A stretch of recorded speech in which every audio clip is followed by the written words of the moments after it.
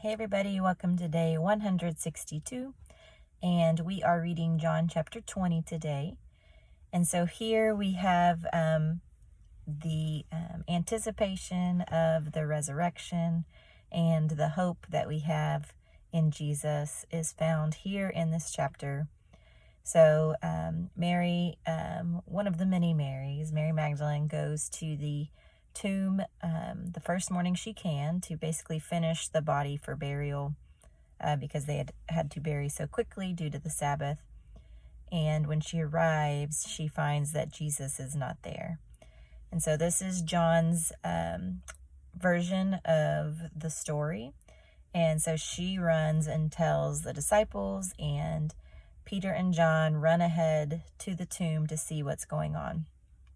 And Peter goes in and John follows behind, and they see that Jesus is no longer in the tomb. The only thing there is the cloths that were wrapped around him, that the face cloth that covered him was actually neatly put aside. And when Mary goes back in behind them, she sees two angels sitting in there, one at the foot and one at the head of where Jesus would have been laid. And they tell her that he is not here. And we know that they tell her that he is risen. And when she turns around to go back out of the tomb, she sees a man who she supposes is the gardener, but is actually Jesus. And one of the greatest verses in this chapter is where Mary doesn't recognize Jesus. And so we have to assume that Jesus in his resurrected body looks different than he did when he was on earth for whatever reason, or it's that he didn't reveal himself to the people that he's coming into contact with until he was ready to reveal himself. And so she says, if you've taken him somewhere, just let me know and I'll get it taken care of. And Jesus just says, Mary.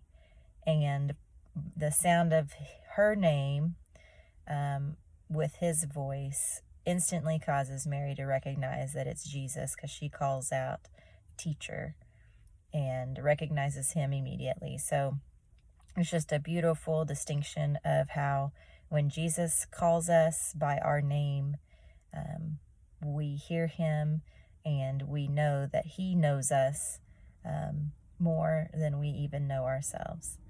And so Jesus goes on to reveal himself to the disciples when they're in the upper room.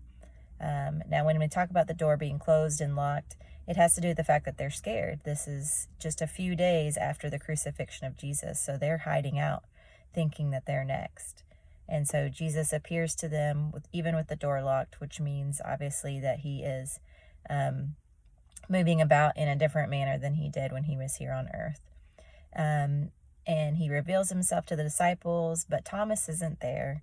And when they tell Thomas about it, he says, unless I see the scars, then I'm not going to believe. And so, of course, when Jesus runs into Thomas later, he shows him his scars and Thomas believes. But what Jesus says is, blessed are those who believe without seeing. And of course, that's our entire generation at this point, because obviously we're not walking with Jesus. So we have to believe without seeing. And we believe based on the scriptures we're reading and based on testimony from other people that Jesus is real in that way.